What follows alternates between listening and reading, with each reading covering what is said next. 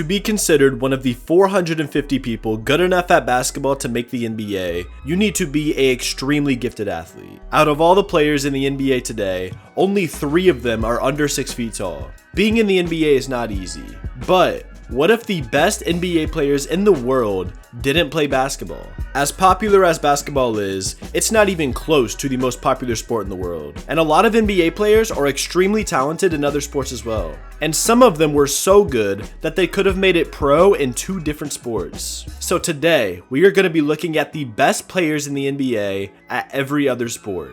Allen Iverson was the starting quarterback for his high school football team. He also played running back, cornerback, and return kickoffs. He's been quoted as saying that football was his first love and that he was way better at football than he was at basketball. In high school, he won a state championship and he was scouted by top football colleges. He still holds a state record with 21 interceptions in 2 years.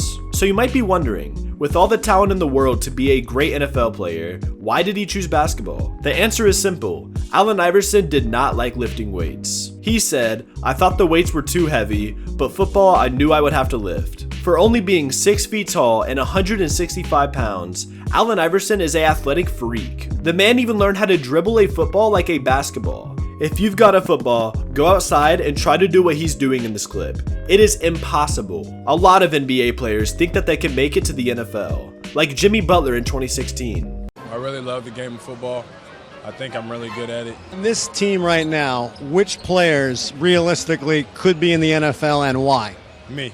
Like, I'm very serious. And I think if you were to ask people that aren't haters, which everybody on this team is, it'd be me because I'm fast and I have great hands. I can really catch. Absolutely not.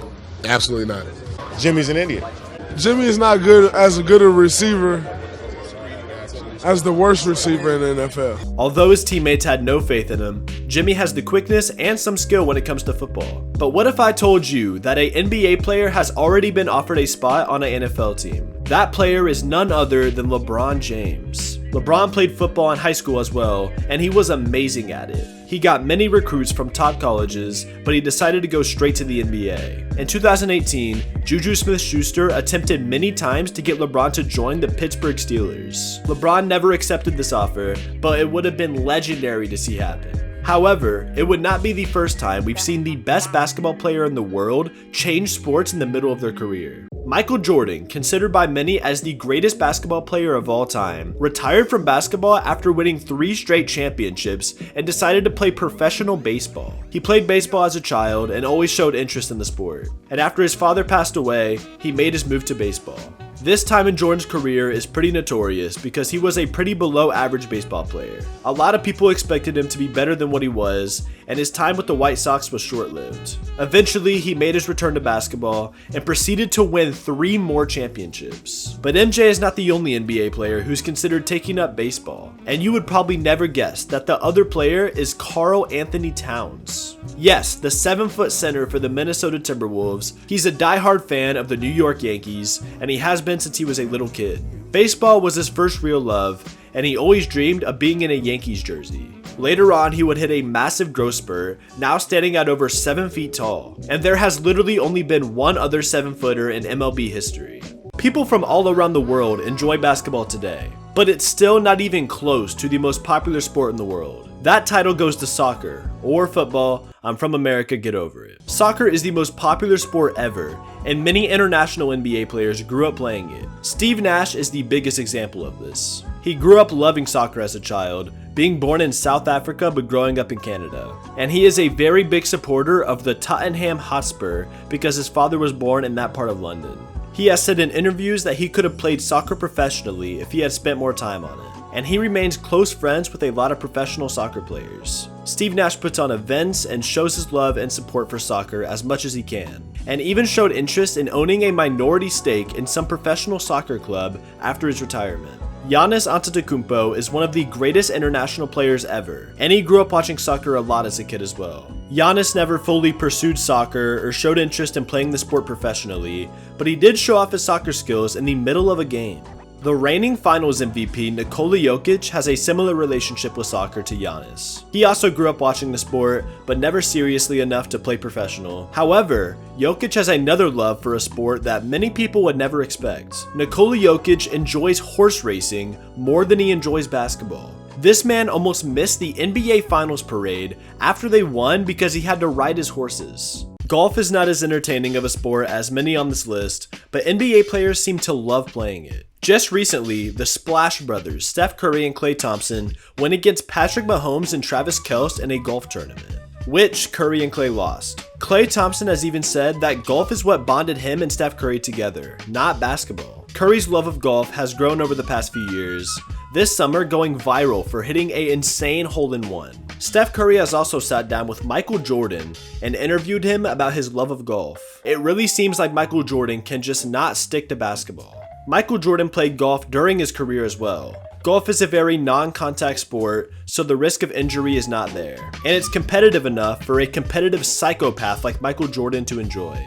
Everybody likes to go bowling with their friends while relaxing and eating a slice of pizza. But Chris Paul takes the sport serious. In fact, Chris Paul almost didn't play in the NBA to pursue his bowling dream. When CP3 was a kid, he got hooked on bowling. He went to a bowling alley for the first time with his dad back in the 90s and instantly fell in love. He would go there almost every day to work on his form and his technique. And after high school, he was faced with a tough decision between going pro in bowling and the NBA. Pro bowling was offering around $25,000, while the NBA was offering a whopping $3.4 million. The answer seems like an absolute no-brainer, but this was a serious decision in Chris Paul's head. Thankfully, he chose the NBA and became one of the greatest point guards of all time. But Chris Paul has done a lot for bowling while being in the NBA. He hosted a nationally televised bowling charity event alongside LeBron James, Dwayne Wade, and Kevin Durant. Now seeing how Chris Paul's career panned out, you've gotta wonder if he finally would have won a championship being a professional bowler.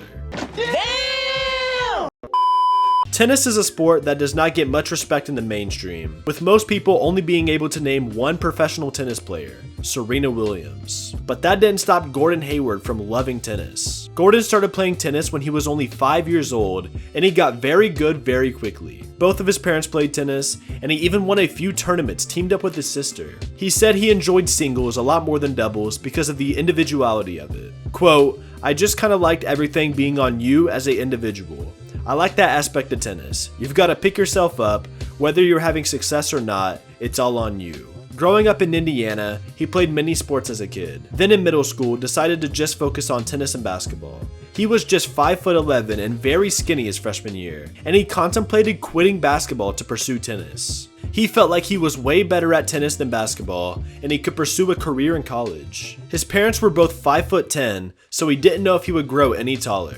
He quickly hit a growth spurt and now stands at 6'8" and eventually saw a future in basketball. After almost a decade in the NBA, it's clear that he made the right choice, but he still credits a lot of his success to tennis. It gave him self-accountability, discipline, and a strong mental game. Now, for the final sport, and the one people would find most entertaining, boxing. Many NBA players have already stepped into the boxing ring professionally, the most famous being Nate Robinson in 2020 against Jake Paul, and let's just say it did not end the best for him. Cody. Oh my God! He's singing the hymns. He's trying to get Boxing is not like golf or tennis or baseball. When you lose in boxing, the repercussions are way more severe and could potentially be life-threatening. But that did not stop other NBA players from finding success in the ring. Former All-Star Darren Williams decided to take on a NFL legend Frank Gore in a boxing match. This was in 2021, well after he was retired from basketball, and he said he took this fight because of the stigma around basketball players being soft. He wanted to prove the doubters wrong and bring home a W for the NBA world after what happened to Nate Robinson. He won this fight by a split decision and made it clear after the fight that he had no interest in fighting again. Nick Young, also known as Swaggy P by NBA fans, also decided to take up boxing, which was a overall bizarre fight and ending. The man ended the fight outside of the ring, which is never a good sign. From these angles, you can't really tell what happened, but they ended the fight after this, and he lost his boxing debut. These fights were very entertaining, but we have still yet to see a major, all-time NBA player hop in the boxing ring and see what they can do. With the amount of freaks of nature in the NBA, seeing somebody like Giannis get into a boxing ring would be terrifying. But the one player that people want to see box the most is none other than LeBron James. LeBron has somehow ended up in many combat sports discussions over the years, and if a fight promoter somehow convinced LeBron James to get in the boxing ring, it may just be the biggest boxing event of all time. The chance that the NBA's biggest star could potentially get knocked out would be enough for every LeBron James hater to turn in. As entertaining as LeBron in a boxing match would be, it is extremely unrealistic. And the opponent that people on Twitter were having serious conversations about LeBron going against makes me think that everybody has seriously lost their minds. People were seriously debating if LeBron James could beat Mike Tyson in a boxing match. I want to see LeBron James in a boxing match, but I don't want to see this man die in the ring.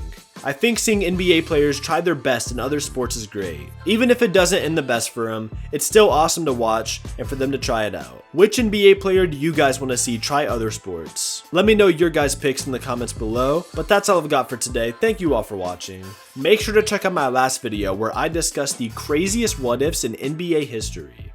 But with that being said, I'm out of here, and I'll see you on the next one.